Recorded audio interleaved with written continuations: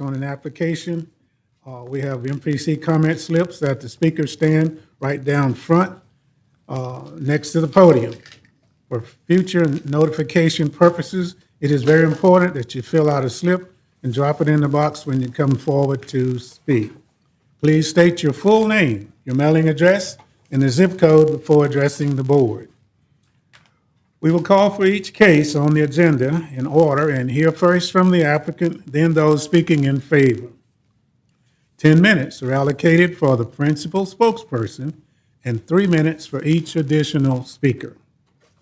We will then hear from those who wish to speak against the application. Again, 10 minutes will be allocated for the principal spokesperson and 3 minutes for each additional speaker. One representative of the application can then speak in rebuttal if they choose to do so. After hearing comments on each case, the board will then immediately deliberate and vote on that case before moving on to the next case that would be found on the agenda. Please note that when the board is deliberating, members of the public are not permitted to make any comments. Any member of the public may request a copy of the board's decision on a particular case by contacting our office at 318-673-6480 after 1 p.m. on tomorrow, or by accessing our website at shreveportcattlempc.com. For consent agenda items and other items not requiring a public hearing, public comments can be made upon request by filling out an MPC comment slip. If comments are required for a specific agenda item, the chair will offer an opportunity for those comments prior to the commission taking action on the agenda item. All of the MPC board's zoning recommendations are submitted to the city council for a final decision.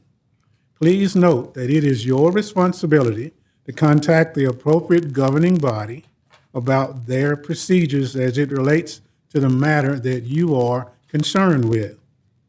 Copies of this document and the phone numbers to contact our governing bodies is available on the table next to the podium and in the entryway to this room. As a courtesy, please remember to turn off cell phones while the MPC board is in session. The commission appreciates and values your testimony and your compliance with the guidelines that we've just shared with you. We're glad to have you. At this particular time, we'll move further down the agenda that we have before us. At this particular time, we'll call for a motion to approve the minutes from the September 3 meeting. Move to approve. Second. Motion by Mr. Moss, second by Ms. Jackson. All those in favor, please vote yes. Oppositions vote no.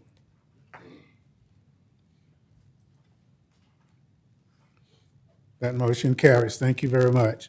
At this particular time, we'll move right into agenda items scheduled for public hearing, beginning with item number 6, case number 25-97-C, zoning requests from BJA Investment Groups. Is there someone present who care to speak on their behalf?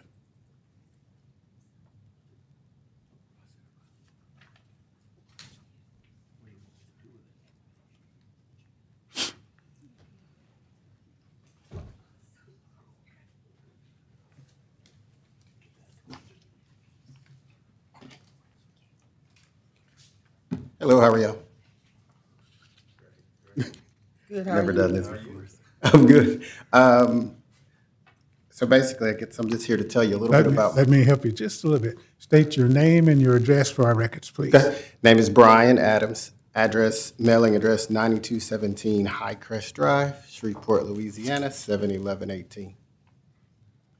Tell us a little bit about your request, please. Okay, so today my hearer's request because I own an office building on 9428 Kingston Road, and we're trying to put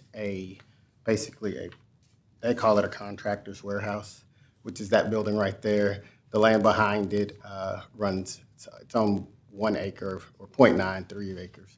We're trying to put a warehouse, the prefabricated storage building, so that I can get the like my trailers and my ATV and all that stuff from in front of my house and put it in an actual storage that's secured and locked.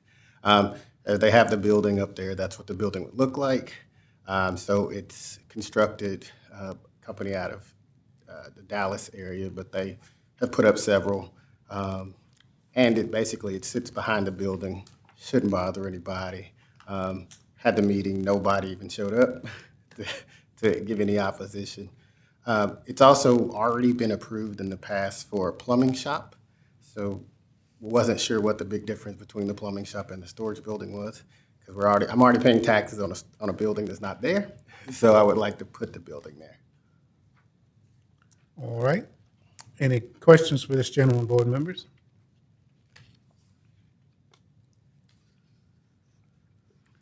All right, sir. Hearing none, thank you very much. Thank you.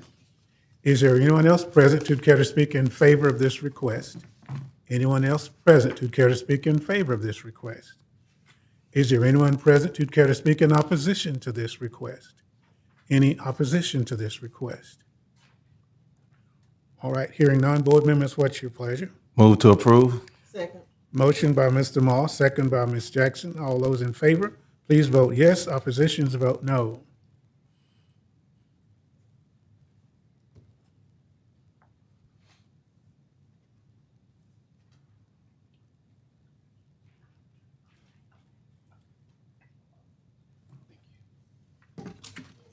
All right, that motion carries. Thank you very much, board members.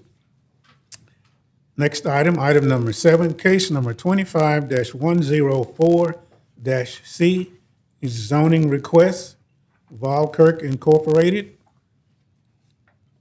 Alloy Piping Products. Is there anyone present who'd care to make any comments? I believe we received a request for defer and continue, but if someone's here and care to speak, we'd be glad to have you state your name and address.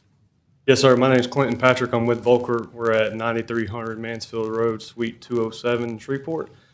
And we have requested just to put a delay on this for 90 days.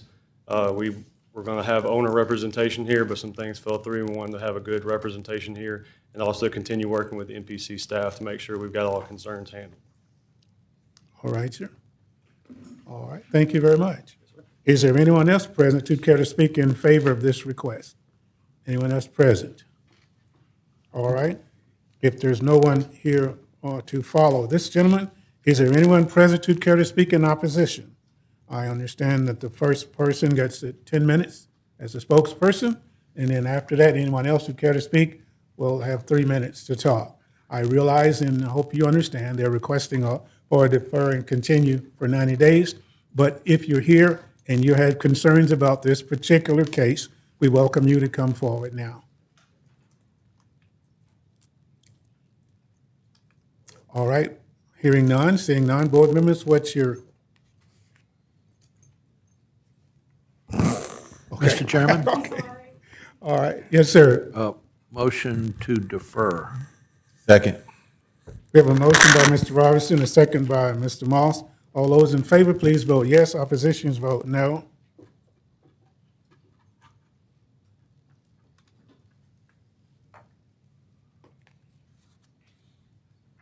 All right, that motion carries. Thank you very much. The next item, item number 8, case number 25-105-C is zoning request, Escocado Interest, Margaret and Rodney Weiss and Mohammed Alam. Is there someone here representing that organization? Please come forward.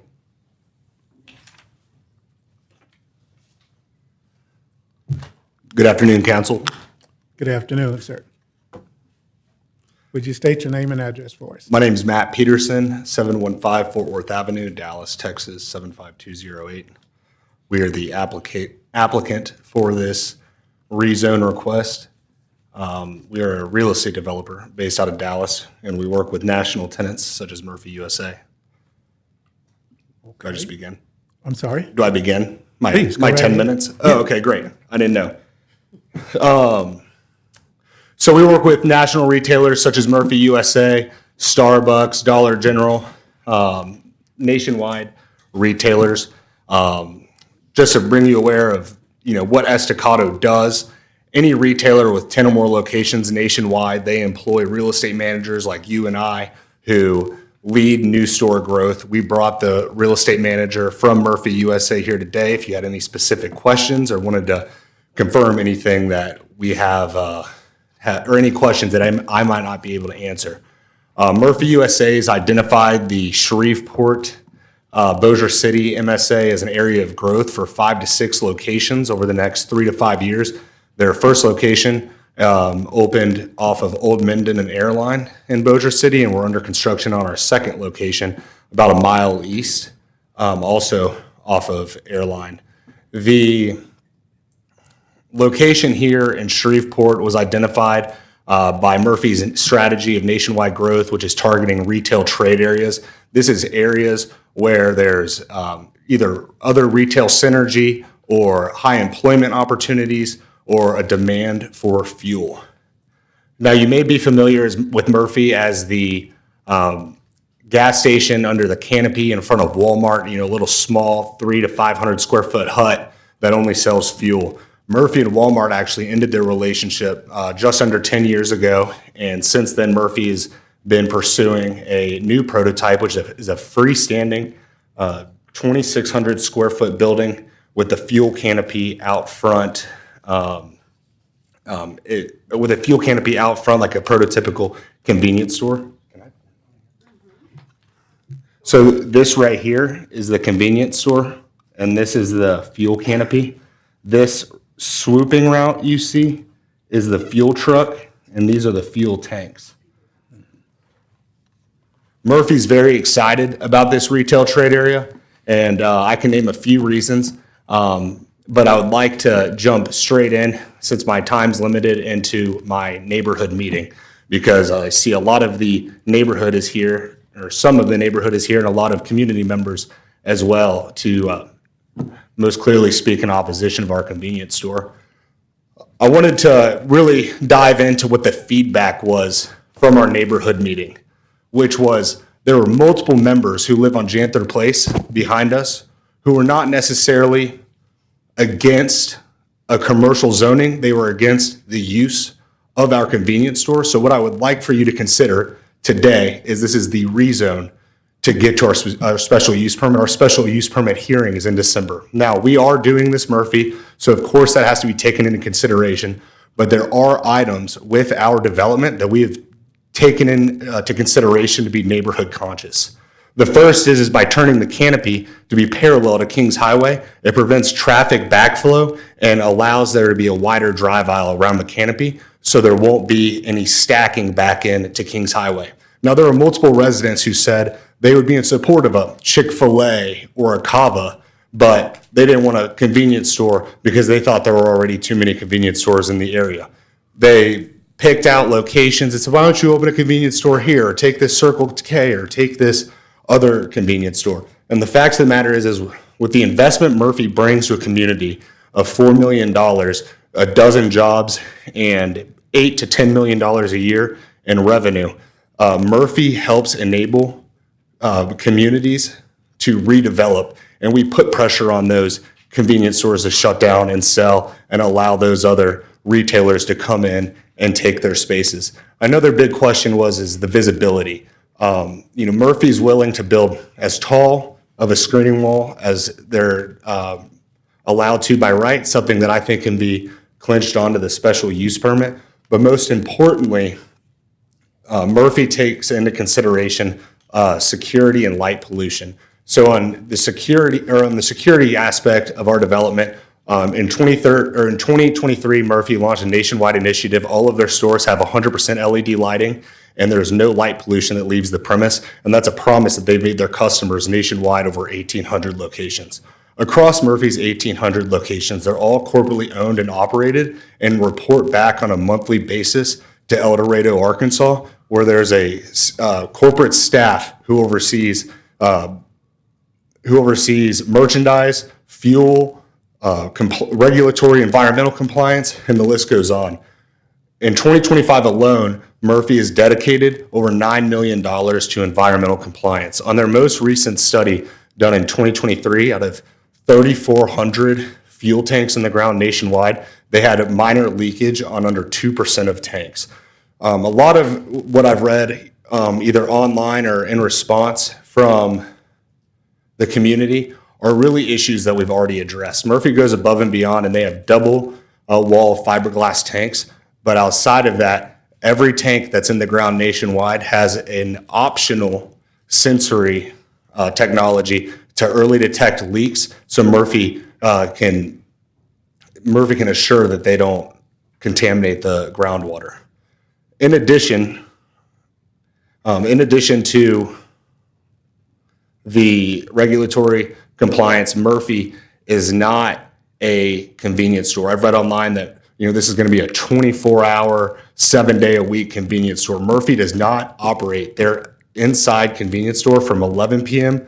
to 6 a.m., shutting down the inside. The fuel pumps are the only thing that remains open. But again, with the LED expansion, they prevent loitering and people hanging out. And most importantly, Murphy does not have an inside kitchen. It is not your typical Quick Trip racetrack 7-Eleven. There's not even a hot dog roller inside of a Murphy USA. Murphy USA's strategy is different from those other gas competitors, where Murphy tries to sell 3 times as much gas and 1/3 of the inside sales.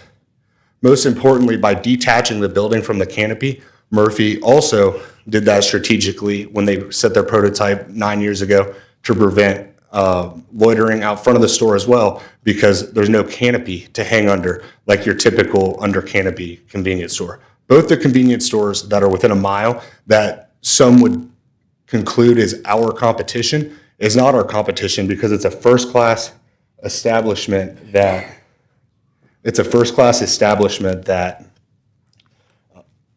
Murphy employs. Here's an elevation of what a typical store looks like. So this is the front. So this is the new prototype for the Shreveport MSA. The existing 2 locations that are in Bossier City are red and white, and Murphy's upgraded to a dark brick facade with a white storefront and moved into accenting their blues more than their reds.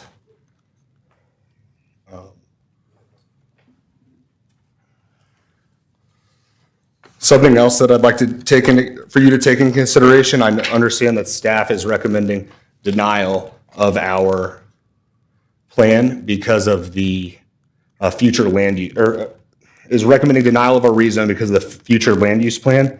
Our property is right here, and across the street to our east and to our south, you can see we are surrounded by commercial zoning.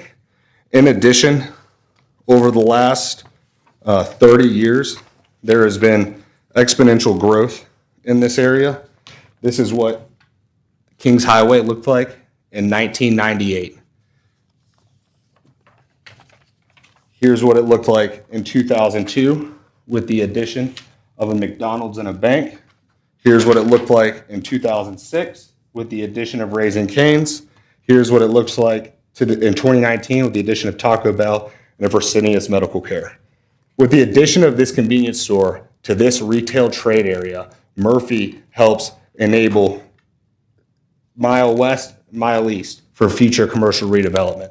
Murphy's expecting to bring hundreds of thousands of tax dollars to the MSA.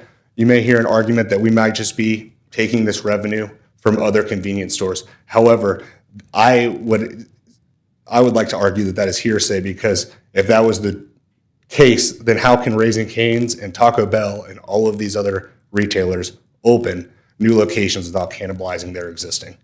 Murphy wants to be a part of Shreveport near term and long term, and is very excited for their possible 3rd location here. And again, outside of the use, I think that there's a case to be made as to why all of these lots between St. Maul Vincent and the highway along Kings Highway are commercially zoned. And the last thing I would like to also touches not one seller who lives in, we're buying from 5 properties from 3 sellers, and not one seller lives on site. They all are non-Shreveport residents and want to dispose of these properties. They're dilapidated, and they would also like to see the area brought back to life. Thank you. All right, Mr. Peterson, before you take your seat, board members, do you have any questions for him before we go to the next person that's with him? Mr. Robertson? Thank you, Mr. Chairman. I'm sure you know that in my spare time, I'm active with an organization that is trying to prevent another elevated freeway from going through our city. So when I learned about this application, it really disturbed me because what we're discussing today is essentially was dictated by the construction of Interstate 49 through the middle of our town. So I have a lot of sympathy for these property owners who find themselves located with a freeway in their backyard. And what may have previously been a very nice residential area suitable for you to raise your family, et cetera, and go about your business is no longer that way because of that highway. And I know that's why Murphy USA has identified this location, Mr. Peterson, and I appreciate your comments. I'm happy to hear you talk about light pollution as well, because if you drive past this property at night, Taco Bell has made it their mission, it seems like, to light the entire city. I don't like it at all. I think our code calls for light glare to be restricted to your property, but if you go by Taco Bell at night, you can see for miles. And that light that they purchase from SWEPCO goes all over creation rather than simply lighting their property. So that's a positive in your favor. The staff says that this area should remain residential, and I'm inclined to support the staff. I was thinking that if you had an enlightened architect or engineer drawing up your plans and you had some property owners who were amenable, that you could possibly draw a plan for a nice convenience store and gas station at this location that would not intrude upon the neighborhood, would not be ugly and unsightly, and would be a contributor that would make money. Because I think one of the things that we all agree upon up here at this commission is that we want to see our city grow and prosper. But this is a really difficult one for us to approve because we have a significant amount of opposition, and we also have professional staff telling us this ought to remain residential. So if you want to respond to that, that's fine. Yes, so to start with light pollution and light glare, Murphy strives to have only have internal facing light poles within the property. They strive to not have those face residential areas and are really for ingress and egress by both pedestrians and vehicles along the site. But most importantly, the difference between a Murphy USA and a Taco Bell is their light protrudes down. So on the front of a store, for example, there's a on the front of a store, there's a 2-foot canopy right here, and this is the only area that is lit on the front of the store. The rest of the light comes from the canopy straight down to the ground, not protruding the area. I also think that a major benefit to this project,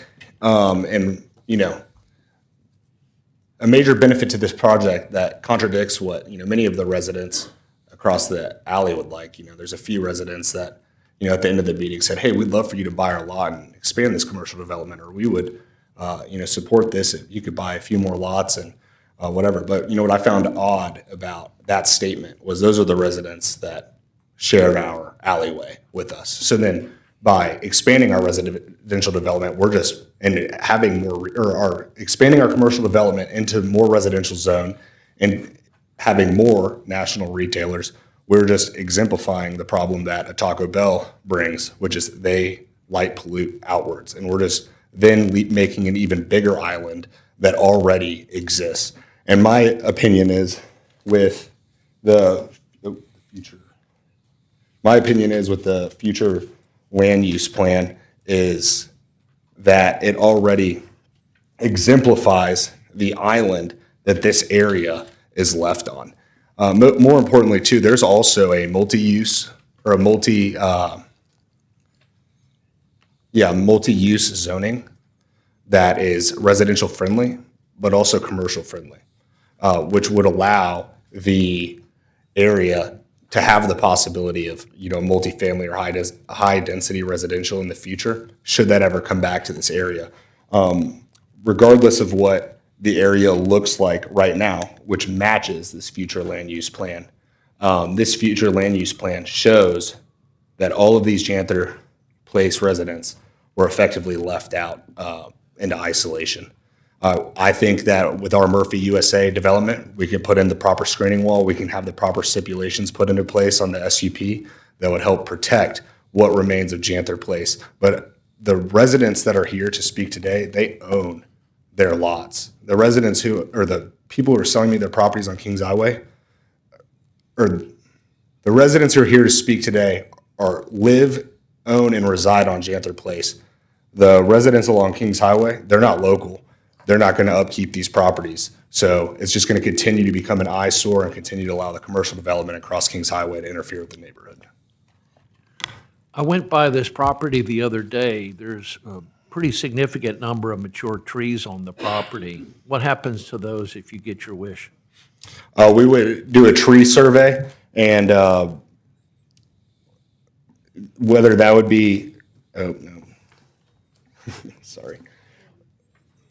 It doesn't matter. We could do a tree survey, and we strive to keep as many trees on site as possible. I'm not familiar if Shreveport has a tree mitigation credit, but we would be open to trying to relocate as many trees as possible to the western portion of the property that remains unused. Remove them from the western part of the property? Move them or plant more on that western side. I believe a majority of those mature trees, I don't have a survey handy, but I do believe a majority of those mature trees are along the property line. There's only a handful that are between the actual residential units.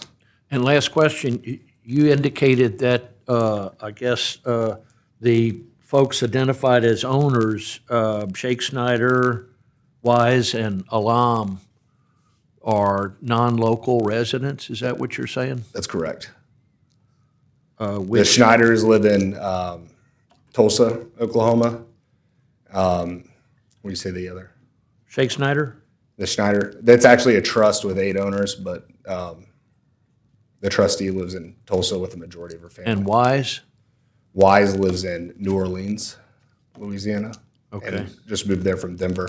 And the Muhammad family, I'm not exactly sure where they live, but I'm confident it's not in the immediate area. You indicated one of the 3 houses has a owner-occupied situation? None of the houses have an owner-occupied situation. None of the 3 are occupied by owners? That's correct. Okay. Your point being, please state it again? That they have no incentive to upkeep these properties. Okay. Thank you, Mr. Chairman. Yes, sir. Board members, any more questions for Mr. Peterson? I have one. Ms. Jackson? What is your name again? Matt Peterson. Matt. Hi, Matt. What my question is, with the neighborhood having so much opposition and just didn't want to see the gas station there, wouldn't you want to have their support with you? Would you put your gas station there? Would you not want it? So as a commercial real estate developer, I think that that's a question that's asked amongst 95% of commercial projects, and we would love to always have the adjacent neighborhoods support. However, our development is to support the community, not just the residents adjacent. Okay, so the community, did you say the community and the residents were at the meeting, right?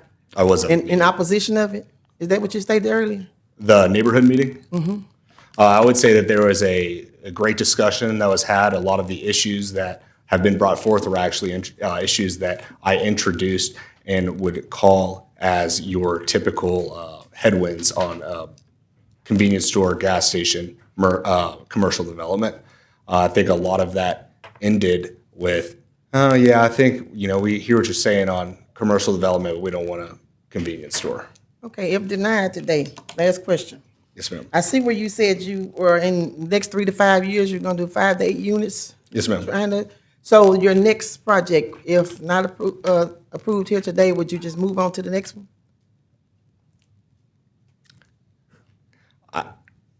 This is actually our 4th unit. I forgot about the 3rd. That's about 2.5 miles southwest of here. I will be moving on to the next project no matter what, because my job is to help Murphy USA execute their growth plan. Okay, thank you. All right, any more questions, board members? Well, Mr. Peterson, is there anyone else here care to speak in favor of this request? Anyone else care to speak in favor? The 2 additional people in my party are willing to help answer questions, but anything they would say, I think I've addressed. All right, Thank you. I'll take that as a no. Thank you. Thank you very much. Is there anyone else present who care to speak in favor of this request? Anyone else present? All right. Hearing none. Yes, sir.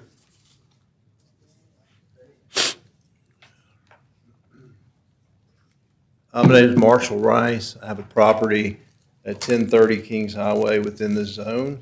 I'm not necessarily here about the gas station portion of this. I'm here to say that I support commercial development along the Kings Highway corridor. I think a lot of you probably realize that I've been, not before this board before, but for the zoning board. And I think that it's very, how can I say this? I think that the best and highest use of the properties along Kings Highway it's gone commercial. I mean, even my new law office at 912 Kings Highway, that's a commercial project. Dunkin' Donuts, on up to the Exxon, on down to where you have Fat Calf, on down, all those houses have become commercial, and I think that this slice is gonna go commercial as well. So I'm just speaking in favor of allowing commercial activity along that strip of Kings Highway. All right, Mr. Ryan, any questions for Mr. Ryan? All right, did I say it right? Rice, okay, I've seen that before. I'm sorry. In the building. Yes, I know exactly where the office is. Mr. Chairman? Yes, sir. Mr. Rice, is he still in the room? Yes. What is the status of your proposal to convert your law office to a coffee shop? I'm sorry, did I say that incorrectly? So I think it's pretty obvious that I asked for a certificate of demolition. It was denied. And the status is that my property is still within the historic district at this time. And so there's right now nothing happening at that particular location. Is there litigation? No, there's none, no litigation. So the demolition's been denied by the city, Correct. and that's just where it stands? That's where it stands right now. Okay. That's what I needed to know. Thank you. All right, good to see you. Anyone else present who care to speak in favor of this request? Anyone else present? All right, hearing none, I'm going to assume there's a designated spokesperson to speak in opposition. As you move this way, I would share with you that we have some 21 emails that have been sent to our office in opposition. We have a plethora of names and addresses of those individuals who are concerned in opposition to this particular request that's before us today. So you'll have 10 minutes. If you'll share your name and address for the benefit of our minutes, then we'll hear you. Thank you very much. My name is John Matoir. I live at 1119 Janther Place, Shreveport, Louisiana. Good afternoon, council members Good afternoon. and community residents. My name is John Matoir. I'm a resident who lives at Janther Place and a native to Shreveport. I'm here to speak in strong opposition to the opposed rezoning of residential property located on the 1100 block of Kings Highway corridor for the construction of Murphy's USA fuel station. Let me begin by stating this is not simply a matter of zoning lines on a map. This is about protecting the integrity, health, safety, and quality of life in our community. Rezoning a residential property for commercial use, particularly for a fuel station, is not only inappropriate, but also potentially harmful in a number of ways.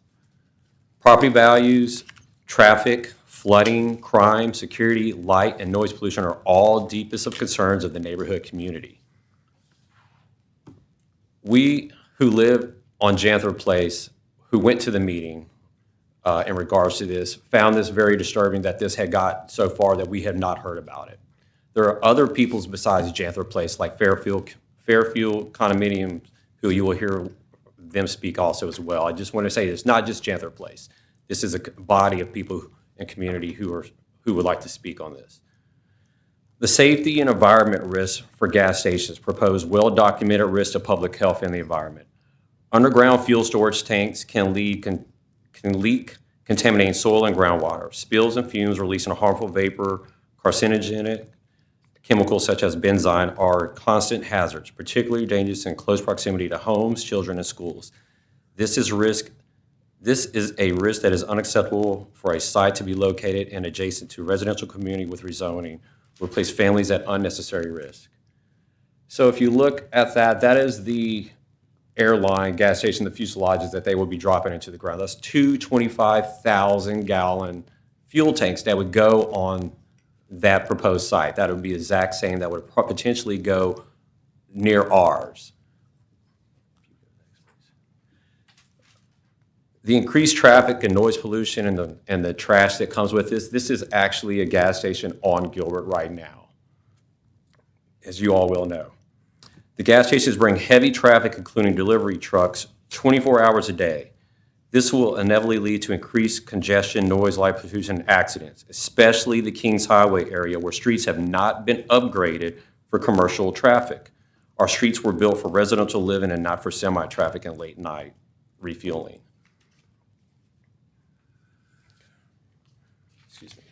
Property values and security and the community impact. Numerous studies have shown that proximity to gas stations reduces nearby residential property values. Everybody on Janther Place, or the majority of us, have been residents there for over 20 plus years and pretty much own our houses. These are forever homes that you would be impacting. The allowing of a commercial business of this nature in a residential area also sets a dangerous precedent for future development. If this rezoning is approved, what's to stop further commercial encroachment into our neighborhoods? Excuse me. The drainage is also and flooding is a constant hassle for this area. When they did build the Taco Bell and the McDonald's and the kidney dialysis center across the street, nobody thought that it would really impact the area as much. But the flooding is devastating to us. Because every time it floods, which you could please show the next slide if you do not mind, this is what happens just from McDonald's, from the kidney center, and from Taco Bell. The flooding is constantly goes from those properties to us, and you are potentially putting a commercial property in between these, which is just simply going to add to the flooding of our street. And if you know, and you've ever driven down Kings Highway, when that flooding occurs, this is just simply going to add. Where are you going to put this water when you build this structure and you put these 2,000-gallon tanks under the ground? I am, along with many residents, strongly oppose this change. We are not against development, but we are against reckless development that puts private profits in health and public good.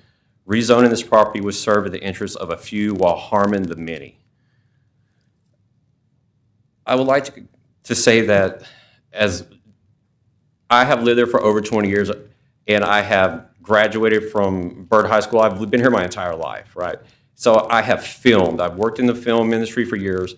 I have filmed on this street because of the value it adds. These houses were built in the 1929s.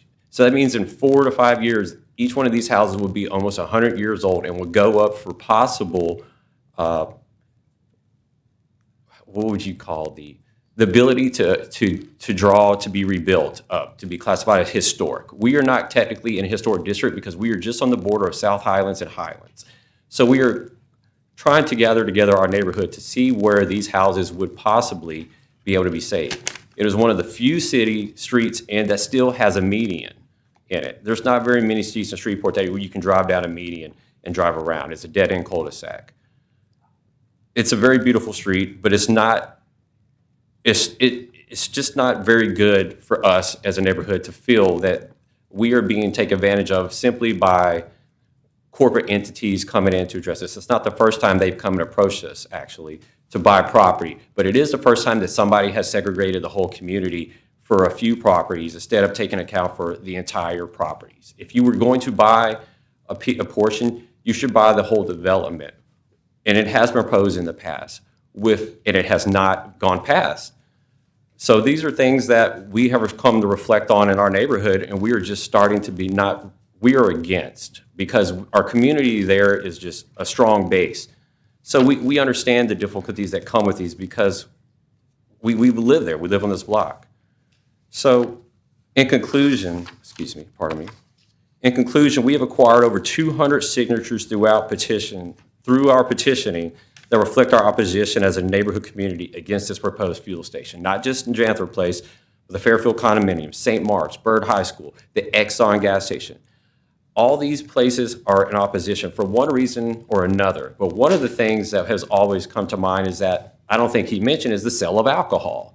Alcohol will be sold at this facility. So that is a deep impact in our community, as you have saw in previous, the trash that comes with it, the foot traffic, and the crime that is associated with it. Circle K has a overhead state, a portable security system that 24 hours says you are being under 24-hour surveillance. That is not adequate security for our neighborhood. That is not justifiable to us. Thank you very much. So in conclusion, I would like to urge you to think long-term. Once residential land is lost to commercial development, it cannot be reclaimed. You have a responsibility to preserve the character and safety of our community and our neighborhood, not just for us, but for future generations. Please listen to the voices of the constituents. Reject this rezoning proposal and stand for the residents to protect our neighborhoods that we call home. Thank you, and I would like to pass this on to the next speaker. Before you leave your podium, what's your name again, the last name? John Anthony Matuire. Matuire. Yes, Okay, sir. Mr. Matuire, before you leave the podium, are there any questions for Mr. Matuire? All right, Mr. Moss. Well, I was sitting here listening. I just want to say that I love it when businesses want to come to Louisiana, come to Shreveport. But you said two things. You said that you were concerned about the flooding. You didn't want this nature of business to come, and you're not against development. So what type of development would you like to see in that area? In the past, there was a development for a PetSmart. There was other community properties, and they potentially did the entire block. And I will show you basically what this, if you just give me a sec here. I will show you what they proposed in the past, and it went away after 9/11 happened. This is what they came in. They were generous enough to do development of the entire block, to count all, not a portion of it. That was all of Janthor from St. Vincent Mall to all. That has not been on the table since. Gotcha. Because nobody cares about the community anymore. They only care about profit. When they originally did this, they were going to buy out all the properties. But 9/11 happened and it went away. So somebody cared enough to come in and say, hey, we know we're going to affect you. We would like to take in consideration all of it. But that has not been the case now. Now the case is it's for smaller businesses that would do that. So that this is not acceptable to us. I mean, for proposal for a portion of this to be affected by this. So that would be my answer in regards to that. All right, thank you. Mr. Robertson? Thank you, Mr. Matuire. I wonder if you have kinfolk down at Cane River. I do, sir. A lot of Matuires down there. I do. That is where I was born and raised. My family's been born and raised. We've been here for a very long time. I want to follow up on Mr. Moss's question that points to what Janther Place residents would like to see. What do you think the reaction would be if someone were to take these 3 property owners and their 5 parcels and want to do a multifamily development there? I cannot speak for them, but as we know, one of the main issues is the traffic. So if the alleyway for where their proposed gas station would be, there's been talk about closing off the driveways on Kings Highway and allowing back access through the alley to drive for multiple dwellings, but to no avail. I mean, there's been all kinds of proposals. There's been people who come trying to sign the entire block up to get their percentage in case there was a commercial development that did come. We've been all around the block for these, but this is the first one that we've seen the ball get kicked so far down the road and without anybody really knowing. The illustration you showed at the last point, Yes, sir. that was going to incorporate the entire triangle? That was back in 2001 when, after I-49 had originally come through, and it was zoned SPI, but it has since been rezoned residential. So that was years ago. That's been over 30 years ago. Excuse me, 20 years ago when that was. So that happened many, many, many years ago before. So the answer is yes, it would have been a development that incorporated the entire triangle? The entire block, correct, at one point. You said SPI, At one point it was. special public interest, is that correct? That was staff? because of the I-49 corridor that came through. When they did and they bought all the property, it would show in earlier maps of what they were potentially buying out in all developments that they bought in sections and pieces. Let me direct this to the staff. Mr. Clark, SPI was a special public interest zoning district for Janther Place? Was a special public interest district for I-49 in that area to prevent commercial development to occur off of the interstate in that particular area. And what happened to that SPI district? It went away once the Unified Development Code was enacted. Okay, thank you. All right, board members, any more questions for Mr. Metoyer?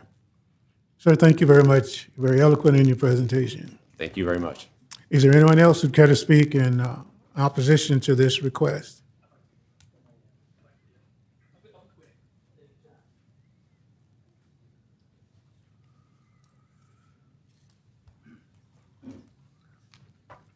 Good afternoon. My name is Thomas Daniel York. I am a homeowner along with my wife. Our address is 1128 Janther Place, Shreveport, Louisiana. I am here to express my opposition to the proposed gas station development along Kings Highway. While we understand the need for thoughtful commercial growth in Shreveport, this location is not appropriate and poses serious risk to the residents who live nearby. It does not align with Mayor Tom Arsenault's block-by-block initiative, which is a really good idea, and it threatens to displace and diminish the very neighborhoods we should be working to strengthen. If built, this gas station will have a negative impact on the 24 homes as well as the dozens of apartments and condos in the immediate area. It could also drive existing fuel stations, despite what they think, competition's competition. It will drive existing fuel stations out of business by undercutting their fuel prices by Murphy's business model, and instead, which will leave behind more vacant, costly to renovate buildings, something Shreveport already struggles with. Instead of tearing down historic homes that are not dilapidated, I don't know where they got that from, we should be investing in revitalizing our old homes, encouraging families to move in, and reversing population loss, which has plagued the city for decades, well before I have been there. The risks are clear: environmental and health concerns. Gas stations, they leave fumes. Living near them, there are studies that show they cause cancer. There's safety hazards like, I don't want to repeat, John, but there's community impacts, 24-hour activity, diminishing property value, litter, crime, vandalism. My wife, who is a current surgery resident at LSU Health, goes to work at 5 a.m. and sometimes works night. I do not want to have to worry. I don't want to have to have a 24-hour security to make sure she can get to work okay, because who knows, loitering at midnight. In addition, I want to add that there would be a dumpster 100 feet from my bedroom. Nobody wants that. That's unreasonable to ask. And the question begs itself to ask, does Shreveport really need more places to buy gas, cigarettes, alcohol, and lottery tickets? We have plenty of that. This isn't, they're acting like they're bringing gas stations for the first time. We have that. Shreveport does need commercial and residential development, but we need better. Another fuel station in an oversaturated market will not create meaningful growth, strong tax revenue, or high-quality jobs. What we want/need is a developer who cares about Shreveport and is willing to put high-density residential in an area which is already zoned for, that can serve the growing med school and the now former Sears building they're turning into, I forget the name, the research area. For these reasons, I respectfully urge the commission to deny the rezoning request. Shreveport deserves development that strengthens its communities, not projects that put residents at risk and undermine neighborhood quality. Do not turn your back on the people that make up your city. Thank you. All right, sir, thank you. Board members, any questions for this gentleman? Love to answer any. Hearing none, thank you very much, sir. Appreciate I believe it. someone else wanted to speak.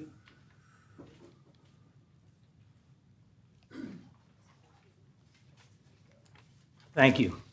I'm Bill Bryan, 415 Evangeline Place, Shreveport, Louisiana. I'm here to speak on my daughter's behalf. She's a fourth-year medical student, and she's doing a rotation in Birmingham, so she's not able to be here. I want to thank you all for the job you all do. I'm sure it's hard to make everybody happy, but I'm hoping you'll make us happy today. I am one of the neighbors. I'd like to thank you all for doing some real progress, getting Amazon fulfillment station and fulfillment center in here. That feels like real progress. Thank you all. I'd like to thank these gentlemen, these applicants, for a nice presentation.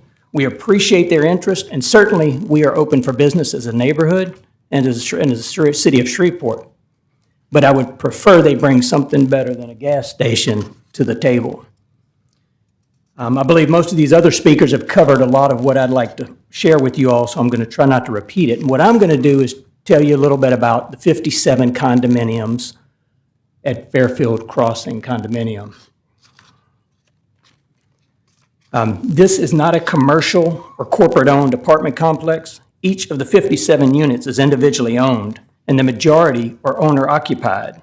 So with this one gas station, you would put a gas station in the back of 57 families' backyard with one gas station. The average sale price for the units is around $150,000. So we bring in some property tax revenue. We're proud that our community is made up of a diverse group. Our residents are truck drivers, maintenance men, engineers, and many are in the healthcare field, just like the gentleman before me said.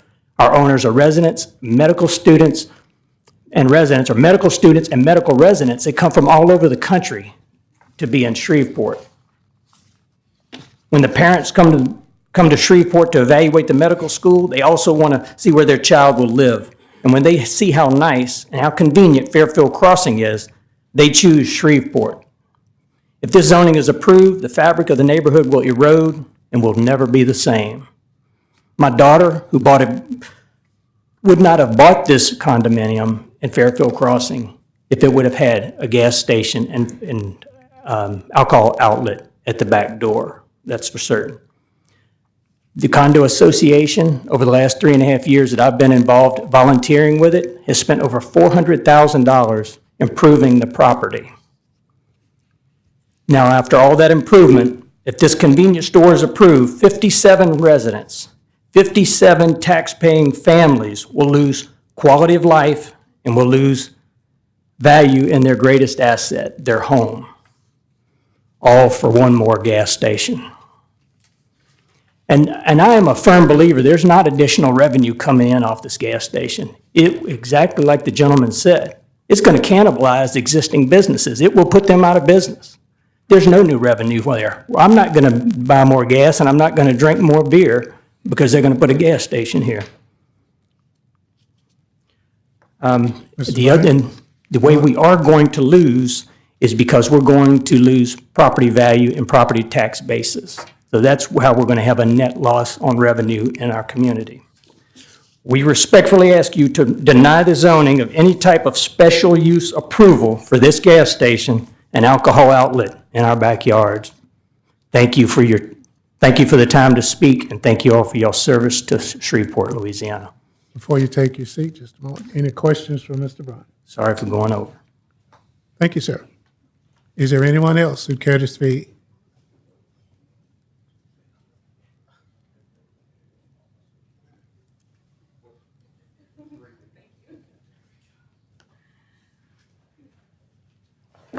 Afternoon, Mr. Andrews. My name is John Reeks. I'm the attorney for St. Mark's Cathedral, and we are in opposition to the proposed zoning change. I have with me here Thomas Zabuga, who's the subdean of the cathedral. He's been there for 10 years. Our dean is out of town, is unable to attend, so I would ask Father Zabuga to deliver a prepared statement for you from the cathedral. Counsel, before you take your seat, would you please give us your address for the Oh, I'm benefit of the sorry. record? John Reeks, 401 Edward Street, Shreveport, Louisiana, 71101. Thank you, sir. All right, thank you. Good afternoon. My name is Thomas Nsubuga, 908 Rutherford Street, Shreveport, Louisiana. St. Mark's Cathedral strongly opposes this effort to rezone 6 parcels of land from single-family residential to corridor commercial in order to build a gas station selling alcohol for 2 reasons. It is inconsistent with the growth and revitalization of this historical highland neighborhood, including the mission of St. Mark's Cathedral. Secondly, it is unnecessary for the convenience of drivers, as there are 2 other gas stations right in a mile of each other. The MPC is charged with the oversight on how our beloved Shreveport community should be developed and grown. In that regard, St. Mark's Cathedral, we are seeing many new young families moving to Shreveport to raise their children and contribute to our community. St. Mark's Cathedral serves this community by providing regular offerings each day of worship services. St. Mark's is not just a Sunday-only sanctuary, but a vital and integral part of the many lives that touch each other during the day and hours of the week. In addition, the Cathedral campus operates the largest mission that St. Mark's Cathedral School, pre-K through 8th grade, educating and nurturing over 330 students during the day, as well as hosting after-school meetings, team practices, ball games, with other community schools, multiple summer campus and other special events, such as fundraisers, retreats, graduation services. Since the 1950s, St. Mark's Cathedral and St. Mark's Cathedral School have been a vital and healthy component of our community, which I believe we as a community want and need to preserve. As you are aware, the proposed 24-hour gas station selling alcohol would be directly in the path of the families participating in the events taking place at St. Mark's Cathedral. We are therefore opposing this strongly, and we urge you to support us. Thank you. Thank you, Pastor Thomas. Any questions for Pastor? All right, sir. Thank you very much. Counsel, I believe you had your bite at the apple. Okay. Okay. I have a prepared statement from the head of the cathedral school as well. If you'll give it to that young lady right there, we'll be sure and get a copy of it, please. Okay. I apologize, but that's. I'm sorry. That's quite all Didn't right. understand the procedure. Thank you very much. Is there anyone else present who'd care to speak in opposition? Yes, ma'am. Yes, good afternoon, Commission. My name is Priscilla Adams Toole, and I'm an owner of one of the condos at Fairfield Crossing. My husband and I live there, and even though we live right there in that neighborhood, I do not stop at any of the gas stations near us. I drive past them to other neighborhoods because of safety and because of the crime that already exists with those gas stations being there. So we're very concerned that Murphy's wants to put a gas station literally right across the street from where we live. I probably wouldn't stop at that one either. We also deal with a lot of loitering, people that are at those gas stations late at night, you know, buying whatever it is that they're buying and kind of moving around through our neighborhood. And a lot of us have had our cars broken into multiple times. We've had 3 different vehicles broken into just in, you know, in the time that we've been there, which has been about 3 to 4 years. So that is a major concern for us. I'm also working on the petition with other people that care about having this gas station in our neighborhood. So far, as of today, we have over 250 signatures of others that agree with us and that support us in this, and people are still signing the petition. It's still out. So I wanted to bring your attention to those things. And another item that I wanted to point out to you is that our condos are in a cul-de-sac. So we only have one exit to leave our homes and get onto the main road. So if this gas station comes and brings even more traffic, you know, for our neighborhood as well as for the Janther Place neighborhood, it's going to be really, you know, problematic for us to be able to get in, to get home, to leave out, you know, whenever we're going about. One other thing that I did want to mention that someone brought up to me, so we weren't able to, I didn't put it on a petition because it was brought up recently, is that over the past few years, there's been awareness brought to the fact that the I-20 corridor is, you know, is a method for trafficking. And with there being 2 schools very close to where this gas station would be, the Methodist school that the gentleman just talked about, as well as Byrd High School, that's something that I think we need to consider, because I-49 is right there and it puts you right onto I-20. So these are just some of the other issues that I wanted to make sure I mentioned to you today, along with everything else that my neighbors have brought to your attention and issues that I support as well. So that's what I wanted to say, and I hope you take it all into consideration, and I thank you for your time. Thank you very much, ma'am. Any questions for Ms. Adams? You said Adams or? Adams Tool. Get that in there. My husband will have a fit if you don't. All right, okay. I understand. Thank you Yes, very sir. much. Any questions? Ms. Jackson? Adams, too, you did a great job with your presentation. Thank you so much. I appreciate that. All right. Is there anyone else who'd care to speak in opposition? Good afternoon, ladies and gentlemen.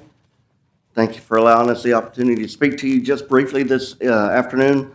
At the risk of not being repetitive, I'll just talk very briefly on the highlights of our opposition.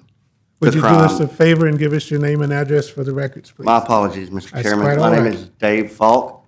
I'm at 1125 at Janther Place. Thank you, sir. So just to highlight just a few of our concerns on Janther Place and in our community as a whole, I'd like to take a little time to humanize it a little bit. And a lot of our neighbors and residents here that have spoken today are talking a lot in generalities, crime and property value and things of that such. I'd like to touch base just for a second on some actual numbers for you, like the gentleman from the townhomes did. I did not realize there were 57 townhomes over there. A lot of people also don't realize that the development of this gas station will directly impact the 23 residents that are there. It's the structures that are on Kings Highway, that every one of them are occupied, by the way, and the 20 residents that are on Janther Place. I'll give you just a few more numbers. If you'll give me just a second. Janther Place and the area that we live in is not a blighted neighborhood. There are 0 broken windows on our street. There are 0 abandoned cars on our street. There are 0 yards and lawns that have property standards issues that need to be addressed. It's because we love our community and we love our neighborhood. These are homes that we plan on raising our children and our grandchildren in. We have people that have lived on our street for 57 years. Our age ranges from 5 years old to 92 years old. Just a few more quick numbers. A 2003 study from the American Medical Journal showed that development of a new gas station in a lower middle-income neighborhood will drop your property value 6% in the first year and 10% in the second year. It will also allow your crime, particularly property crimes, stolen vehicles, vehicle burglaries, to increase anywhere from 15% to 33%. Those are numbers that we do not need in Shreveport because our police department and our city is doing so well pushing our numbers of crime in the lower direction. Ladies and gentlemen, for the best interest of the health and safety and well-being of Janther Place, Salisbury Park, and the South Highland area, Kings Highway, and the St. Vincent area, we respectfully ask that you deny all commercial development in our neighborhood. Thank you for your time. Thank you, sir. Is there anyone else who'd care to speak in opposition to this request? Yes, sir. I'm Scott Kessingham. I'm a 3100 Fairfield suite or apartment or condo 3A. I would like to speak against this for all the reasons that I've mentioned before: the noise, the light pollution, the increased traffic that we would see. And if, as was mentioned, only 2% of the tanks fail, that's great as long as you're the 98%. But if we're the 2%, that would certainly cause problems.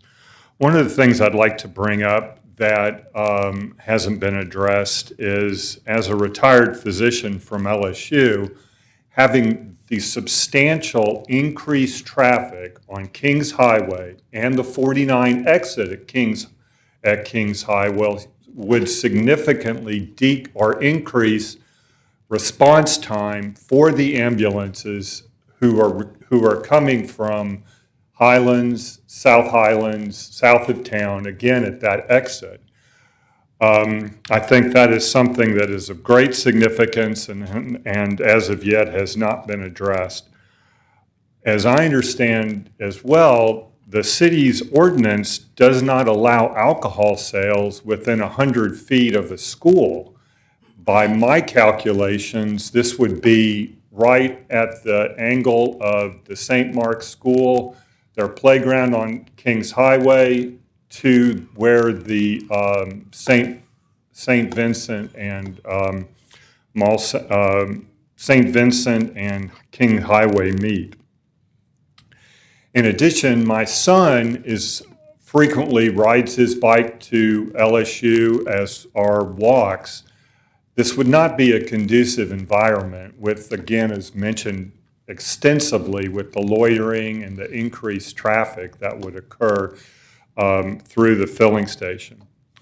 Lastly, all you guys are much younger than me, but having been in Shreveport off and on for the last 66 years, my wife lived at the Makata. And at the time, the Makata in the 80s was a convenient place if you were at Shriners or if you were at LSU. The filling station was built at that corner, and I'm not sure if it's truly causal or not, but as people will witness, the Makata has certainly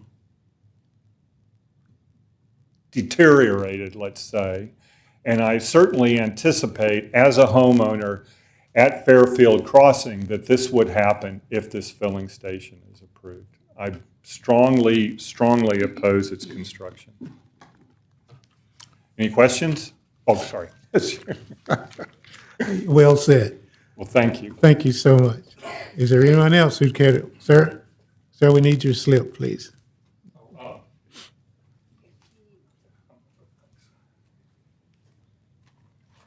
Good afternoon. Gary Brooks, 440 Monrovia Street, Shreveport, 71106. I'm the city council representative for District B, which this particular project is basically right in the middle of my district. I've gotten, other than the smoking amendment that we did a couple of years ago for the casinos, this is the most phone calls and emails that I've gotten. Every one of them in opposition. This young lady is correct. There is one way in and one way out to the condo complex and to Janther Place. This plot might be zoned commercial one day. I don't know that, but I do not feel, and the residents obviously do not feel, that this particular use is appropriate. And I would like to ask this committee to uphold the staff report and deny this zoning change. Thank you. Mr. Brooks, you said you're a city council person. Yes, sir. As a government official, what would you care to see there put in that location? Well, if it's not residential, which obviously it's right off the interstate in between Mall St. Vincent Boulevard, something like what was proposed to go in Mr. Rice's building. I believe it was a 7 Brew coffee shop or a Starbucks, something along those lines, as opposed to, these places come in with good intentions, and I'm not anti-business, but the picture that the gentleman put up, the alley behind the Circle K on Kings at Gilbert, all of those Circle Ks were very nice when they built them. But when the people leave the property and drop trash in the alley or in the street, that's no longer Circle K's problem, and it won't be Murphy USA's problem. It'll become the neighborhood's problem. So I can't answer exactly what I would like to see there or what the neighborhood would like to see there, but it's not this. Thank you very much. Thank you. Is there anyone else that has a comment to make that's going to be different from any of the information that we've received so far? Good afternoon. Good afternoon, sir. My name is Victor Thomas. I serve as the Cattle Parish Commissioner for District 3, in which this in which this project does reside, well, is projected to be in. I think we've heard from the citizens. I think we've heard from many business owners, especially from St. Mark's Cathedral, about the opposition to this project. What I will say different from what we've already heard is to the developers, I want you to understand that we are not anti-business. We would love to see this grow. The Parish of Caddo has so many different opportunities and places that this can go. I just don't think that this is the best use for that space. As we work to preserve that area, to preserve the rich history, not only culturally, but also the historic preservation of those buildings, I think that there are more discussions that we can have where we can move this project to another opportunity as you move forward with your other developments. Thank you. Sir, before you leave, Mr. Moss. State your address. 1955 Abbey Street, Shreveport, Louisiana, 71103. Thank you. Commissioner, before you leave, let me ask you the same question to be fair. What would you like to see, what would you consider seeing there as a public official? Well, what I like to see there is that area preserved. I think it's a beautiful area. There are a lot of historic homes there. I think that really adds to the identity of our community. We've seen nationally what those freeways and these highways have done to communities. Even on the I-49 corridor, there are different opportunities that I think don't infringe upon the residents. They've made it very clear that they don't wish to look outside of their windows and see a development like this. They have shared that they are open to development, but not something like this. I think it would behoove us to listen to them at exactly what they want to see. I think they pretty much expressed that they have not pinpointed that as well, but they're open to many different propositions that they're willing to explore, but this does not fit that model. Thank you very much, sir. Thank you so much. And thank you all for the work that you're doing, and continued success with you all in all your work. Thank you. We appreciate that. Okay, ladies and gentlemen, is there anyone else? Yeah, good afternoon. My name's William Hartman. I'm the Executive Director of Revitalize Historic Highland. My office is at 900 Jordan Street, 71101. You've heard a lot of very strong reasons, very personal reasons from the property owners adjacent to this site, and I'm sure you're taking that in. To Mr. Andrews, you've asked the question a number of times, what would people like to see? I think your own staff has recommended an alternative to this request, being that a smarter growth and mixed-use development, such as a commercial urban village zoning, rather than a straight commercial. And that zoning would encourage business on the ground floor, if that was what was proposed, with residents above. It needs to remain a walkable community. And the only reason why the businesses across the street have been allowed to grow is because of I-49, as Mr. Robertson pointed out.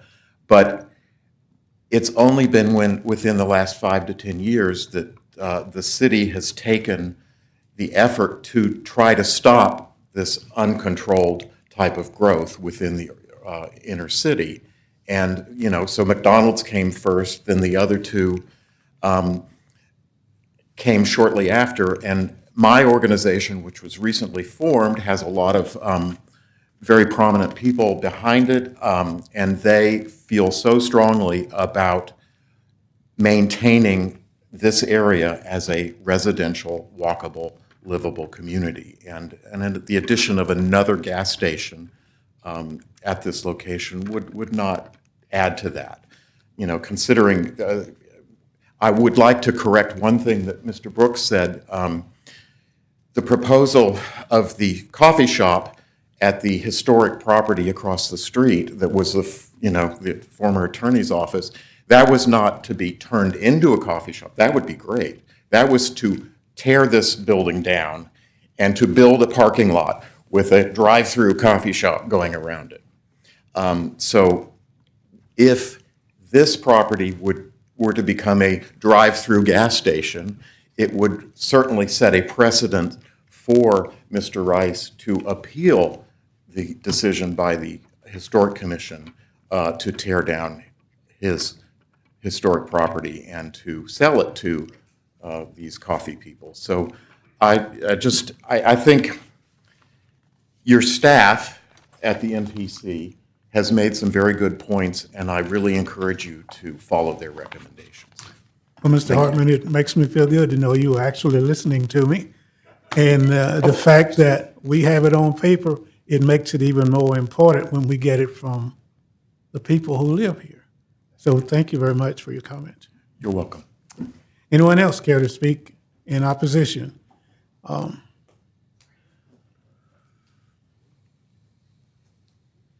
Charlotte Russell, 533 Jordan Street, Shreveport, 71101. I'm the president of the Highland Neighborhood Association. I do want to say that I feel the community response to the neighborhood impact meeting has been misrepresented here today. There were residents who, out of frustration, said, well, so are you going to buy up my house too? And that was presented as a legitimate offer to y'all today, and the residents are not really interested in selling their house in order to enable commercial development. So I just want to be clear about that. So there's not a lot that I can say that hasn't already been said. We're degrading the center of the city if we approve a gas station here. It reduces housing. It's actually demolishing housing that people currently live in. And we have a housing shortage here and nationwide. So it doesn't seem like the best idea. I know from experience picking up trash in Highland that gas stations cause loitering. It doesn't matter that they don't sell food. It matters that they sell alcohol, they sell lotto tickets, they sell cigarettes, they're within walking distance of a hospital. It becomes a litter nightmare. Beer bottles and lotto tickets, that's what we pick up just nonstop when we do our neighborhood cleanups. So that's something that the neighborhood would have to deal with. I also think it's interesting today that the developer stated, so since they provide a higher level of convenience store, that they will push other convenience stores out of business and enable better development to move in. So do we want that? Do we want these vacant gas stations sitting around if they successfully accomplish that goal? And is that the kind of business that we want to encourage to do business here in this neighborhood? I think that keeping the zoning residential or the commercial urban village, as stated in the recommendation, is a really good idea. It allows for high-density housing that could use the alley as an entrance, so we wouldn't have the issue of traffic on Kings Highway. That is a big concern, and creates tax revenue through high-density housing in what's already zoned residential. So thank you very much. All right, Ms. Russell, thank you very much. At this particular time, is there anyone else? If there's no one else at this particular time, two things we'd like to do. Provide the applicant for an opportunity to do a rebuttal. And then once that individual has done that, we will invite you to stand who all are present in opposition to the request that's before us at this particular time. Mr. Peterson, would you care to do a rebuttal, please?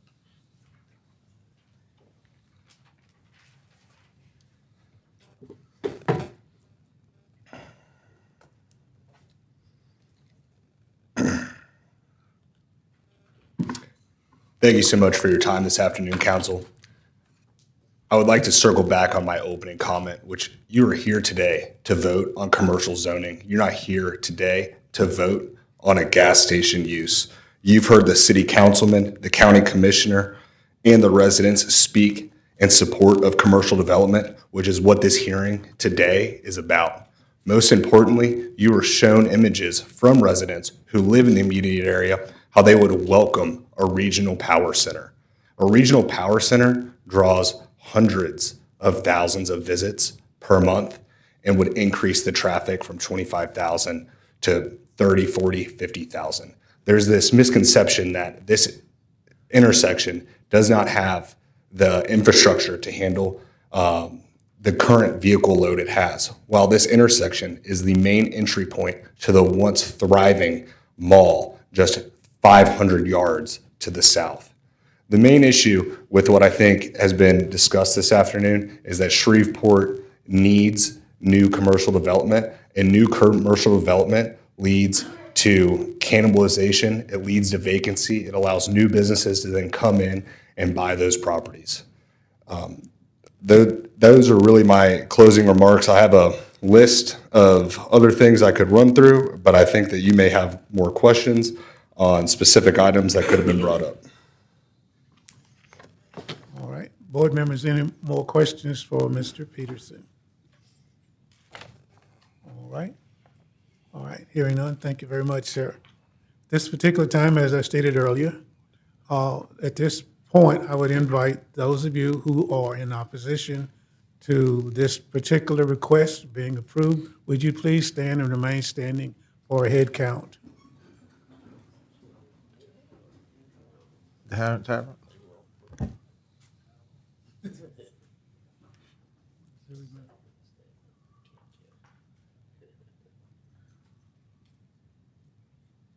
Okay.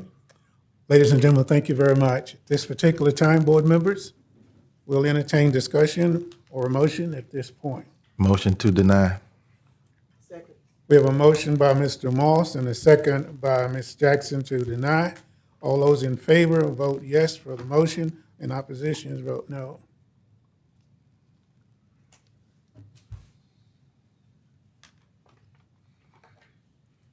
Ladies and gentlemen, thank you very much. The request has failed. This particular time, we'll move on to the next item on the agenda. And we will pause for a moment to give those of you who are on parking meters a chance to check your meters and what have you. Mr. Chairman, I think there was some confusion on what actually just transpired. That I'm sorry? this application was denied. I think the audience quite understood that. I think he wanted that someone thought that you were saying that they failed, it passed for them. No, the applicants. We know it, we did, but they was confused. Is that what he was saying? We heard them chattering. And I think Ladies and gentlemen, is there anyone else, is there anyone who did not understand what the vote was? That's correct. Yeah, okay. All right. Thank Okay, you. yeah, some of them did, some of them didn't.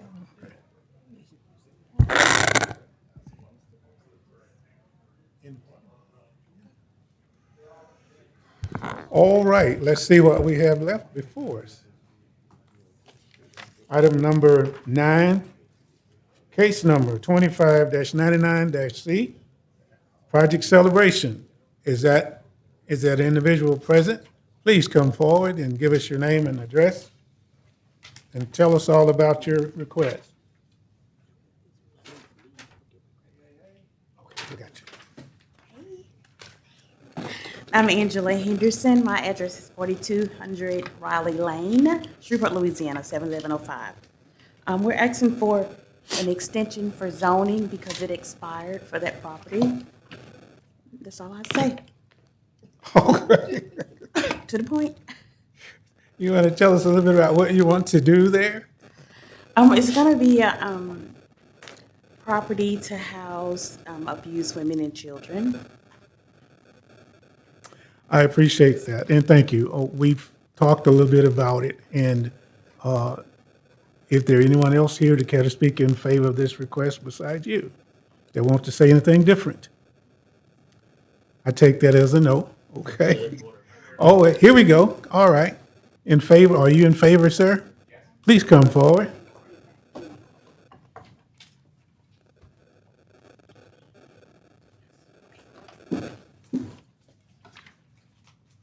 My name is John Paul Young. I live at 424 College Street, Shreveport, 71104. I'm also the Caddo Parish Commissioner for the district where this proposed use is. Just wanted to come and speak in favor of it. It's a building I know. I know that it has been attempted to be used before, and it would be great if the building were saved. I think this is an appropriate use for it. It's appropriate in the neighborhood. I'm not aware of any neighborhood opposition to it at all. In fact, there are very few neighbors there, so it would be welcome to us to have more people in our neighborhood. I support the organization and their mission, and I think that they'll be an asset to our community. Thank you. All right, sir. Any questions for this gentleman? Anyone else present who'd care to speak in favor of this request? Anyone else present who'd care to speak in favor? Anyone present who'd care to speak in opposition to this request? Any opposition to this request? Hearing none, board members, what's your pleasure? Move to approve. Motion by Mr. Moss to approve, second by Mr. Sater. All those in favor vote yes. Oppositions vote no.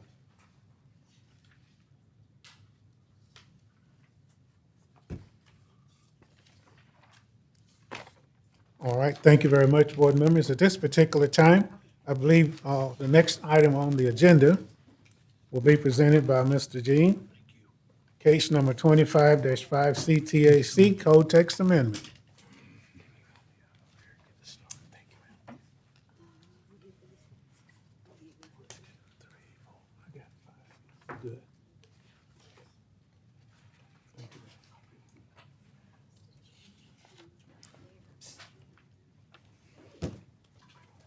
Mark, can you go ahead and switch this out so we can do the projection? So I do have a PowerPoint presentation, but before we get that started, I'll just kind of go ahead and introduce myself. I'm Stephen Jean, the Deputy Director for the Metropolitan Planning Commission, 505 Travis. What we have in front of you today is a very long code text amendment with over 29 amendments, but it's really something very simple. What is being proposed is to eliminate parking minimums, which means right now, regardless of what your business model is, we basically have a use that, a table that doesn't really get into your business model. It just says, if you're this type of use, you have to have this amount of parking. And so what a lot of cities have done all throughout the United States is begin to look at this and say, parking can be a problem if we mandate minimums, that we should really look at letting the market control. So really, that's really what this particular code text amendment, and you can look up here that we have now the slide. You can go to the next slide, please. So why a change is needed is, as I said, we have a kind of one size fits all, which doesn't really get into the dynamics of the business. And we have so much parking capacity in the city right now that's not being utilized, and it's really causing problems. I'll go over that in a little bit later. The minimums drive up the development cost. You have to provide something you may not need, and so therefore that could be utilized to do other things with. And then the trend nationwide, as I mentioned a moment ago, is to actually either dramatically reduce or eliminate. Next slide, please. So this slide just kind of shows you, these are several big box type stores with a seas of parking that really aren't needed. You only, maybe you might see them getting close on the peak retail days. Next slide. So the economic benefits to this, it lowers the development cost. What it does is that the upfront cost is lowered, and so now you can begin to see small business and housing projects occur because they don't have that burden of that extra expense. It's also more flexible land use. Developer can decide exactly how much parking they really need for what their particular business model is or their housing model is. And then it encourages adaptive reuse. So when we talk about adaptive reuse, if you have a facility that has been there for a while, it was really built, say, before World War II, before automobiles were really we were so dependent upon them. So it doesn't have enough room on the site to put parking. And so therefore, a lot of people who want to reuse this building cannot do it because they can't meet the parking demand. It also supports local business growth, particularly important for neighborhood commercial corridors and mixed-use centers. Next slide, please. One more. So the community benefits are more housing options, so it eliminates the parking mandates that makes housing more feasible and affordable. It's encourages walkable neighborhoods. We've actually heard a bit of talk about that today. So what it does is actually encourages these more compact mixed-use centers, which we don't have the waste of the parking lot that it gets in the way. It's better urban design. What happens with parking lots, they break up the grid, especially in older neighborhoods, that really detract from the overall ambiance of the neighborhood. Environmental benefits, you less asphalt, you have less stormwater runoff and heat island effect. Next slide, please. So this slide, of course, just talks about what happens when you have all these impervious surfaces and the rain comes down in a very fast rate. The infrastructure can't keep up with it. So if you're going to have more services that will soak up water instead of repel it, you don't have as much flooding. Next slide. So it's also, it helps with transportation choice. So not every household owns or needs multiple automobiles. Some people about choice want to live in neighborhoods where they can walk and where so that when you mandate parking in those areas, it really doesn't make sense. So Shreveport and the parish has been investing in complete streets, transit and active transportation planning to try to make sure that we have more options that would take more cars off the street and thus not need the parking within the facilities. And parking flexibility supports residents who rely on walking, ride share, and so forth in transit. It also helps align with land use and regional plans that are already out there and those climate goals that are already for the region. Next slide, please. Of course, when we talk about active transportation, it's just something other than an automobile where you're actually either walking or riding bikes, et cetera. And then addressing concerns that might be from eliminating this. It doesn't mean that developers can't build parking. It's just they get to make the decision of how much they need. So market demand will actually drive that. ADA parking, people may be concerned we're going to eliminate ADA. That's a state law that would not change. And then also you may end up having a use that you feel like, which is a special use or conditional use where parking may cause an impact, or if there's not enough parking provided, you could, as a board, could actually set those, the amount of parking. And you can actually ask for a study so that you get the right amount of parking. Next slide. So we had some case studies. Buffalo, New York, they eliminated parking minimums in 2017. Saw a surge in adaptive reuse and infill, which is one of the goals we talked about. And in San Antonio, Texas, they cut the parking. They didn't eliminate it, but they cut it rather drastically to encourage affordable housing. And in Fayetteville, Arkansas, removed the minimums in 2015 and saw some neighborhood revitalization as a result. Next slide. So we did a little more deeper dive on Austin, Texas, and as I go through this, you're going to hear some of the things that I already said. that we thought would be a benefit. In 2023, Austin became the largest U.S. city to end parking minimums. The change was aimed to influence the future development that aligned with the goals of the area. And the change also frees up available land to be used for other uses that meet the goals of the neighborhood and allow other housing choice and things of that nature because you don't have parking. Next slide. And the reason for the change was housing affordability, climate change, and sustainability and transportation. Next slide. So how it works now, there's just no set requirements. The developers get to choose. They have the business model will dictate how much parking they need. And ADA compliance is still in place. Is also what we're proposing as well. Next slide. So the opportunity for Shreveport is it supports the master plan goals for revitalization, for affordability, for economic development. It reduces the barriers for small developers and business owners. It makes it where it's more affordable for them to do development. It makes historic neighborhoods and commercial corridors much more competitive. And the simple code change, although lengthy when you look at it, actually is quite simple and it has significant long-term community benefits. And with that, I will open it up for questions. Board members, any comments? Any comments or questions for Mr. Jean? Mr. Chairman. Mr. Robertson? This goes to the city council? Yes. Sounds almost too good to be true, Mr. Jean. I mean, I'm for it, but it sounds almost too good to be true. In what respect? Well, let me ask you a better question. Can you cite in your years with the MPC a case where a parking minimum was a serious detriment or a deterrent to development?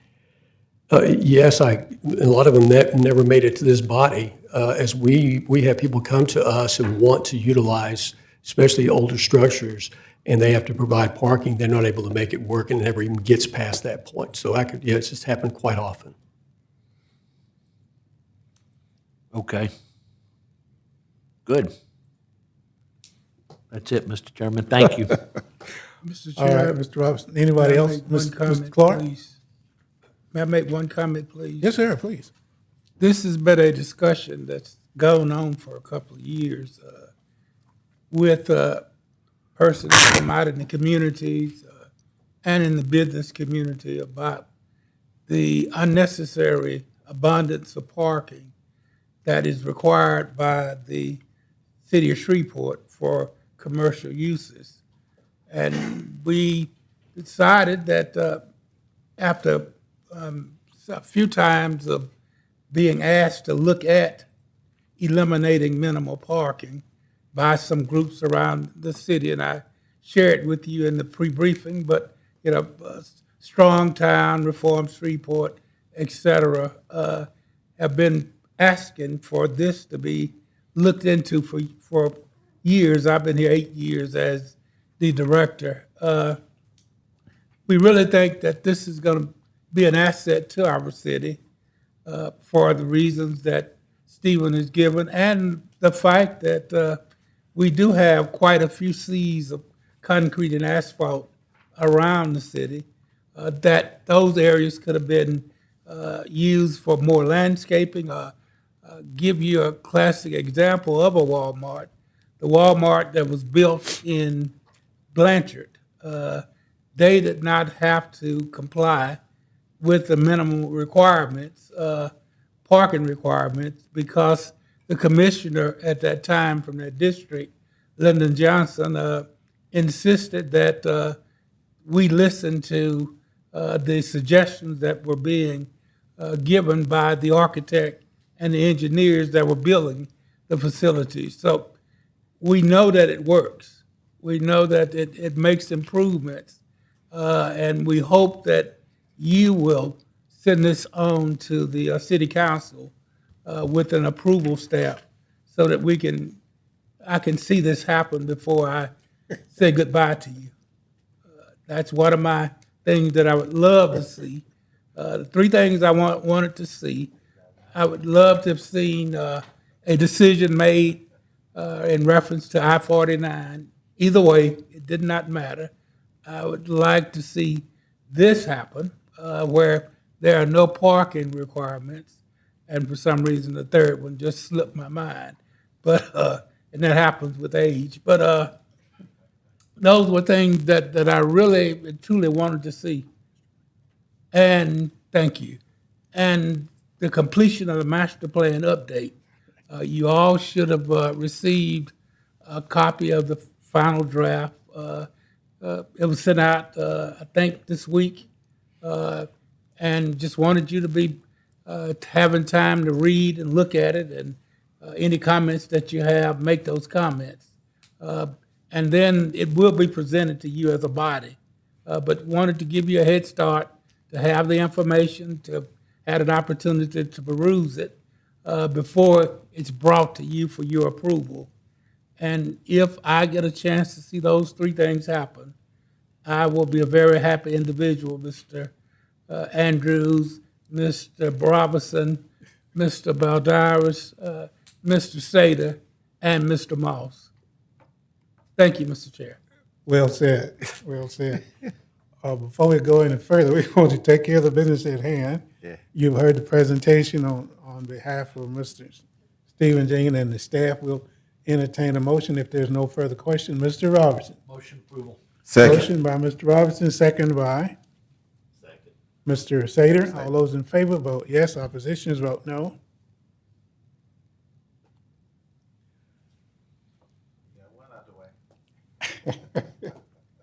One for three. I would like to share this with you, Mr. Jean, while the votes are coming up on the screen. Everybody vote, oh, well, we got some absent now. Ms. Jackson's not at her post. Okay. All right, here we go. That gets to 5 yes. Mr. Jean, in closing on your presentation, within the last 12 months, I've had a chance to spend 3 days in San Antonio and 4 days in Austin, Texas. And while in Austin, Texas, a developer and architect who had designed several of the buildings put me in his car, and we rode for 2 whole days all over Austin, Texas. We were wore out. I was wore out, but he carried me all over, and never once did I see a parking meter. I saw a lot of Teslas, vehicles, and a lot of revitalizing of buildings and houses in neighborhoods and you knew it was a new one because it was painted black and white. It was very easy to figure out that house had been revitalized in that neighborhood as opposed to tearing it down and moving it somewhere else. So I'm excited to see this, and I hope that it goes beyond where we sit today before Mr. Clark rides off into the sunset. Mr. Reggie, Mr. Clark. As you said, Mr. Reggie should have a report that he presents to you each month, and I'm going to ask him to present that report to you at this time. Yeah, I'm gonna give you your certificate of occupancy for the month of September compared to last year's amount. And for District A, in 2004 we had 2024, we had 17 commercial businesses open. We had 7 home base for a total of 24. Compared to 2025, in September, we had 11 commercial, 1 home base for a total of 12. In District B, in 2024, we had 30 commercial businesses open and 3 home base for a total of 33. Where this year in District B, we only had one commercial business open.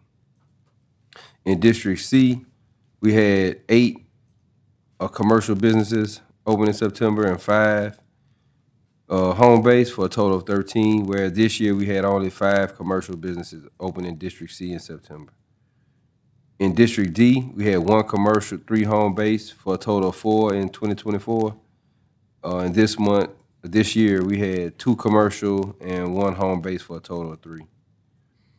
In District E, we had 1 commercial, 5 home base for a total of 6 in 2024, where we had 3 home base in 2025 for District E. District F, last year we didn't have any open. This year, we had 4 commercial and 1 home base for a total of 5. District G, in 2024, we had 1 commercial, 2 home base for a total of 3. And in District G of this year, we had 2 commercial and 3 home base for a total of 5.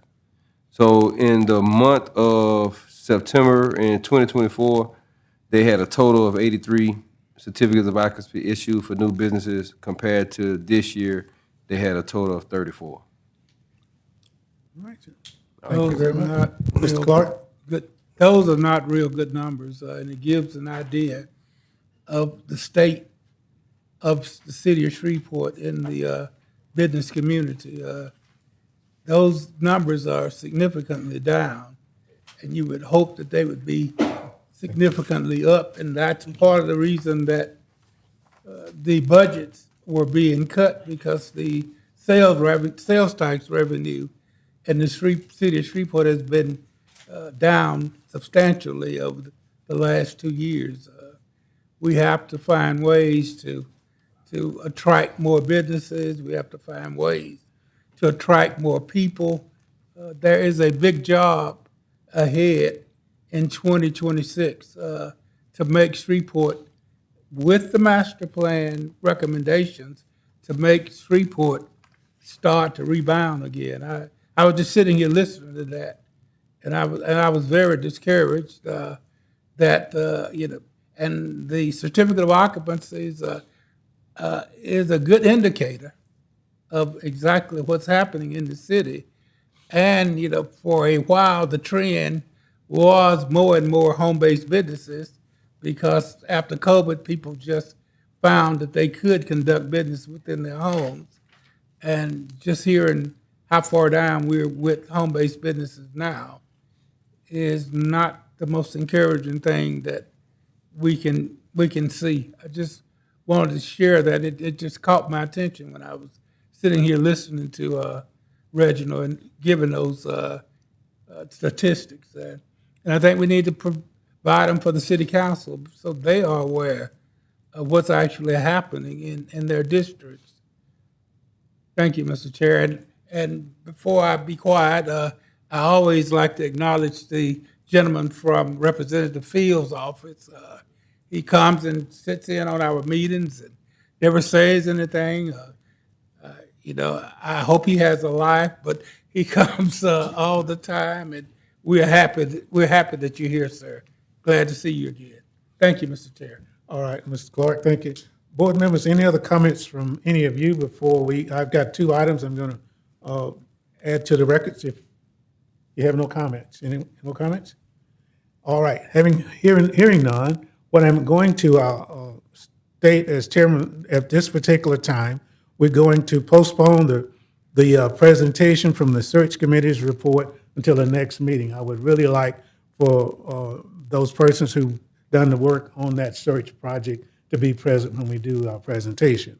The second thing is, it is my responsibility as chairman is to identify and present to you 4 people who will be served as nominating committee persons for the month of November and December to come up with nominees for the position of chairman, vice chair, and secretary. Those persons will be Dr. Tony Tebow, Mr. Harold Sater, Mr. Fred Moss, and Mr. Chris Elverson. We'd like for those to be entered into the records. Are there any questions before we call for a motion? Mr. Chairman. Yes, sir. I'm sitting right here, Windsor. There's a couple of questions I would like to put to you that you might be able to answer next month when you bring up the search issue. Sure. To the board. Are there any other city departments that do not have a permanent director and are being asked to delay the fulfillment of that job as we are? Thank you for giving me 30 days to find that out. I appreciate that. I can answer that question. A lot of the city departments promote interim directors from within the department while they search for permanent directors, and a lot of times they make the interim director the director. But the last case, I think, was in water and sewage when the director left in water and sewage, and Brandon, I think it's Brandon Sneed, was the deputy director, and he became the interim director, and he may still be the interim director. And the same thing happened in streets and public works, where Jarvis became the interim director, and he was finally promoted to director. So it's a pretty common approach that departments in the city use to make sure that during the time that the existing director leaves, that there is someone in charge of those departments while they're going through whatever process they choose. The question was, at this time, are there any city departments that are being told to delay fulfilling the permanent position as we are? We were not told to not fill the permanent position. That was a suggestion that Mr. Dark used as he apologized for our funding being reduced substantially. And he just made that consideration that that is a way that you can offset that impact, is by having an interim director for 6 to 8 months.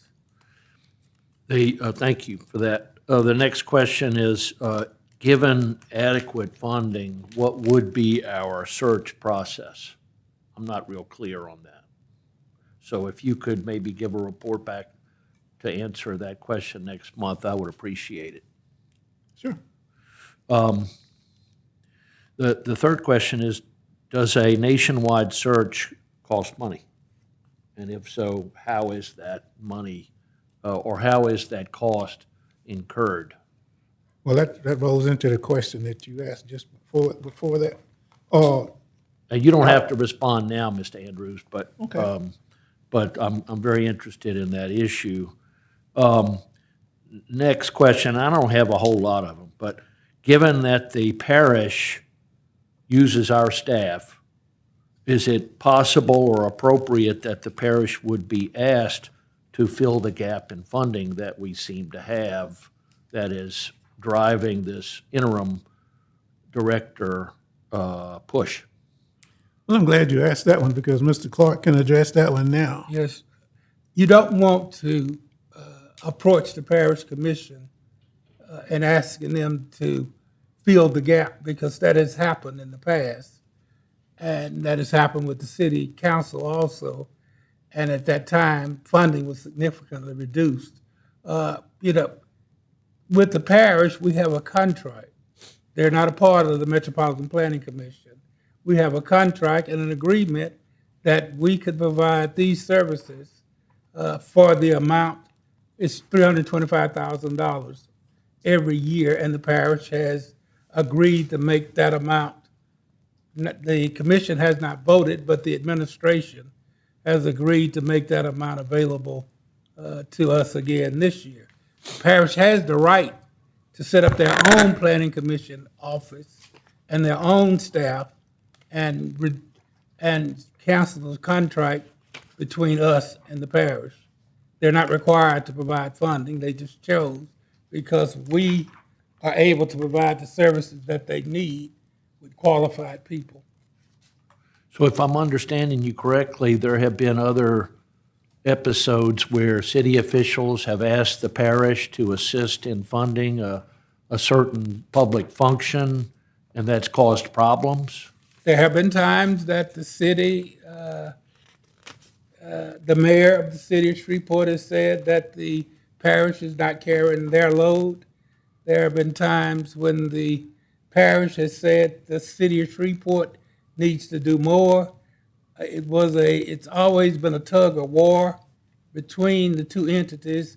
And even though I was opposed to House Bill 697, I think it was the best thing that could have ever happened. The city of Shreveport has its planning department that it funds, and the parish of Caddo subcontracts that department, like they also do with permitting, where they pay the city of Shreveport the cost for permitting all over the parish. It's real common. But, no one has to, even the city, no one has to fund the Metropolitan Planning Commission. The city can create its own planning department. The city can make this department a city department, and there could be a elimination of a need for a board. All kind of ugly things can happen, but we have peace right now, and we're getting along well with the parish and the city. Okay, thank you. That's it for now, Mr. Chairman.